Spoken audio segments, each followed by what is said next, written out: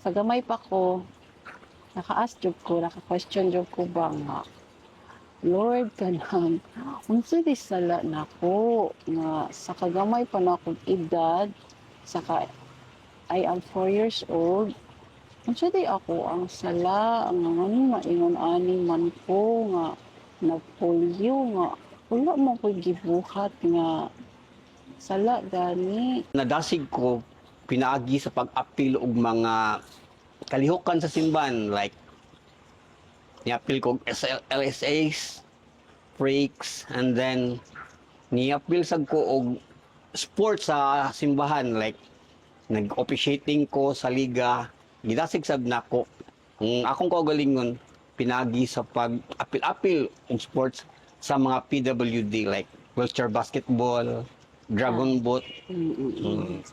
There's a reason nga nung gitaga ano na ingon anita na ay purpose, then just think it positive, and as I said kana it's a blessing na PWD me para na ako dili ta angay nga ma-discourage kay once there's life there's always a hope yun. So habang may buhay may pag-asa yun. So Ayaw pagkawala sa paglaom dawata kung unsa man naani mo karon kay gasa na sa Ginoo. Wala na gihatag sa Ginoo nga dili nimo makaya. Sa primero ra na maglisod ka. Kung sumabot nga panahon, makita nimo kung unsay ginagian sa Ginoo ang kalisod, layo ra kay ta. Pero sama sa gingon nga sa matag higayon nga kita madagma ana gyapon ang Ginoo. So napolyo man ka, na PWD man ka, accept, pasalamat, buhi pa ka.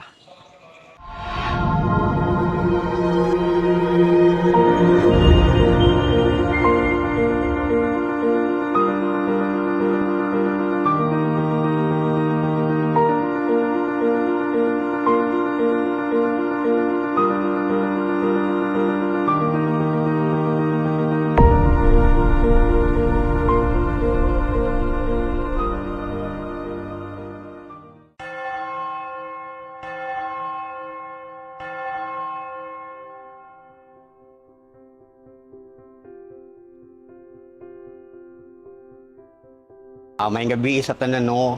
Ako day si Jose Rebel Sotes, 56, 57, 55. Mag 56 this May. Nagpuyo mi sa parents. Cornel Tabada Street, Mambaling, Cebu City. Good evening. I'm Maria Sheila Padilla. Sotis na ko karon, wife ni Jose. Then I am 50 years old and we're living sa Tabada Mambaling sa house sa ako parents. Pagamay pa ko, naka-ask jud ko, naka-question jud ko ba nga, Lord kanang unsa di sala nako nga sa kagamay pa na akong edad saka I am 4 years old. Unsa di ako ang sala ang ngano maingon ani man ko nga nagpolyo nga wala mo ko gibuhat nga sala gani nakaanak sa una mo ko makonto why man na ani nga I am very young at my age nga naingon ani ko ano ni ako ang question before nga wala pa ko ka sabot o kadawat. Siguro makaingon ko katong mga panahon na wala pa ko kaila sa Ginoo or napa ko sa pamilya na mo or may igsuon kay broken family man me. So nakapungutan na ko labi na sa akong maigso sa akong kaugalingon kay nganong ako pa man naunta na akong maigso nga badlungon sad kaayo kana ko pero maybe kuan siguro sa Ginoo kanang plano sa Ginoo kay kung nahitabo pasad nga parehas mi sa akong igsuon badlungon na sad siguro kay ko o nang ako na lang gidawat mo sa ako. katong sasama sa akong gingon, katong mga panahon na sakit sa akong buot, labi na wa ko'y nakita nga pamilya, wa ko'y nakita nga ama o ginan, then ingon ani pa gyud akong sitwasyon, mura kag makaingon ka ba nga gisilutan siguro ko sa Ginoo. Pero sa dugay-dugay nga panahon, akong nakita nga dili laman day ako ang naingon ani. Nya naapay mas grabe nga nagmalipayon. Anong dili man ako dawaton nga mao ni gihatag sa atong Ginoo. I consider my disability as a blessing. 9 man mi, manigsuon sa among family. Then ako ang youngest. And then during that time nga na-polio ko, akong parents, pretty yung guulan nila bitaw. Kaya they thought it just an ordinary fever.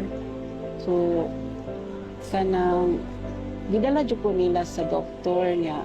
And then, when the doctor asked na vaccine ba ko, kay naay epidemic sa polio. So, moto nga giingnan ang akong parents sa doktor nga adto na lang ko sa hospital diretso kay naana jud siya kutob nga polio na jud ang ako ang affected ako sa polio. So, ang akong father, may grabe ang iyaha jud nga kuan nga kanang pag-uul, pag-ayo sa sitwasyon. So, because of my father's love and care sa ako, yun.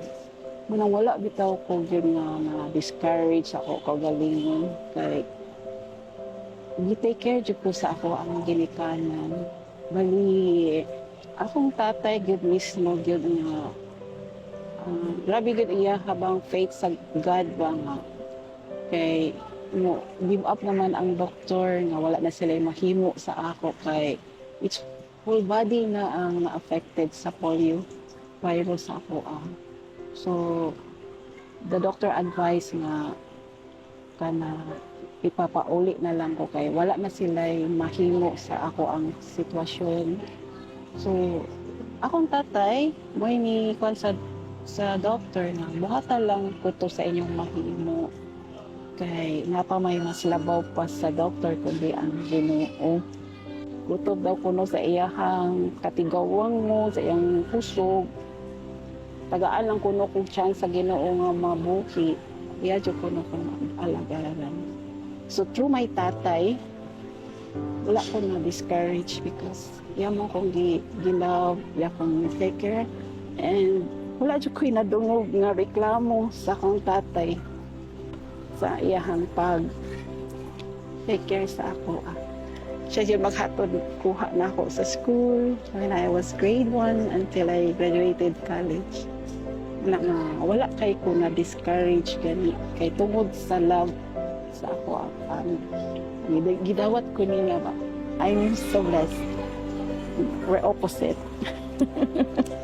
Kami sa akong cousin, kaya naman sa akong cousin ko na PWD na wheelchair, namin gibisitaan nga friend na totally good nga bedridden, nga whole body gyud pa as in dili kasulti, dili makamove. So dito ko natandog gani pag-ayo nga na-ask kong sorry gyud ni Lord nga Lord ka na sorry jud kaayo nga there are times kita na reklamo. Pero nga among mas labaw pa man namo nga ingon ani. May man ko kay makaliho, makakita, makaistorya, then makabuhat ko sa akong gusto. Kaysa katong anong bibisitaan nga. Iya daw man ta nag-move. Ikan na to. Dito ko natandog. I saw the presence of God sa iya. Nadasig ko pinaagi sa pag-apil og mga kalihukan sa simbahan like niapil ko LSAs, breaks, and then niapil sad ko og sports sa simbahan like nag-officiating ko sa liga and through sports sad ako sa gidasig sab nako ang akong kaugalingon pinagi sa pag-apil-apil og sports sa mga PWD like wheelchair basketball, dragon boat. mo na akong kuan nga pinaagi sa pag-apil o pakabana sa imong kaugalingon nga dili inday ka i-discriminate sa society. So imong ipadayon kung unsa man imong gustong mahitabo sa imong kaugalingon. Ikamot ko nga kanang maka-help ko bitaw sa mga buhaton sa balay. Inanang ang akong father kay kanang mabala ka man siya na ako ba nga mahugas ko plato, manglaba, ibasin daw ko nung balik po sakit, usama. Buhaton na po nga, di siya kakita. Muto, akong mama nakasabot man sa ako ba nga anong gusto ko manglaba. Eh, gusto sa ko nga makatabang sa ko kagalingon nga dili dito ko makahatag og burden sa uban despite sa ako situation. I can do a little something for my family nga himo bitaw na makatabang o bulaton sa balay nga dili ingon nga magsenyorita ko. Eh, dili man sa tanang panahon na ako'y masubo. So, muna nga, I tried to learn how to cook and then I enjoy myself sa pag-eskwela o baking na-learn ko sa Karaan Marie. So then through baking, isa ko sa napadala sa kanang contest sa person with disability, kanang Skills Olympic. So, from Region 7, dito sa Davao, we held ang national contest. And then, grasya sa Ginoo, tungod kay dili man available ang katong gold medalist o ang silver medalist, bronze raman ko. Ako'y gipada sa gawa sa International Skills Olympic for person with disability. So, si Jose sa sports, then ako sa skills. Basta tanaw lang nako nga dili babag para sa kaugalingon. Mubua ako yun ng kamputon. I try. Kita tanan, pariha raman kita. There's a reason nga nung gitaga. Ganun na ingon anita, na ay purpose. Then, just take it positive. And as I said, it's a blessing na PWD me. Kay, sana di mi magkaila-ila. Kanya, di sad siguro ko makasimba. Kay laagan manggani ko nga nag-wheelchair, how much more of able body. So, para na ako, dili taangay nga ma-discourage kay once there's life, there's always a hope yun. So, habang may buhay, may pag-asa yun. So, nagtuyo ang kalibutan, dili sa tanang panahon, nga naata sa ubos. Basta kadayon nagyapon ta, whatever na mga trials na maabot sa itong life. Kay in every pain, there is a joy behind it. Ayaw pagkawala sa paglaom, dawata kung unsa may naani mo karon kay gasa na sa Ginoo. Wala na gihatag sa Ginoo nga dili nimo makaya. Sa primero ra na maglisod ka. Kung sumabot nga panahon, makita nimo kung unsay ginagian sa Ginoo ang kalisod, layo ra kay ta. Pero sama sa gingon nga sa matag higayon nga kita madagma ana gyapon ang Ginoo.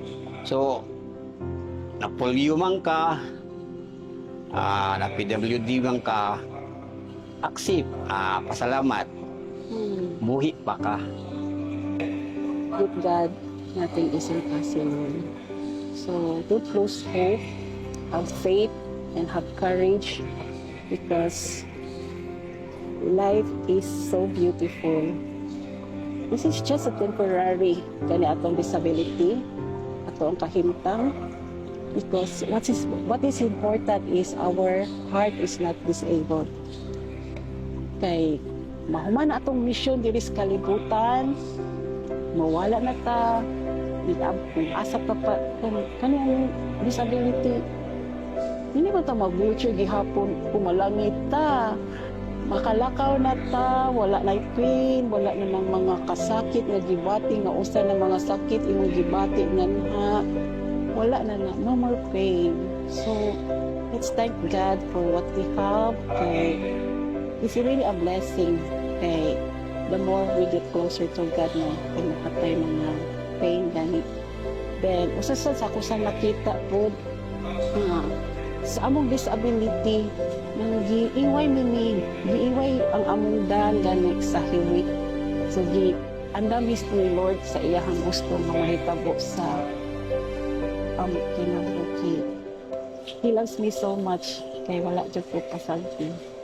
Then through him, ni Jose Reveal, nawala ako ang kuan sa insecurity sa life kay before nakapangutan naman sa put ko nga mag-unsa na lang ka kuno kung mawala na akong ginikanan.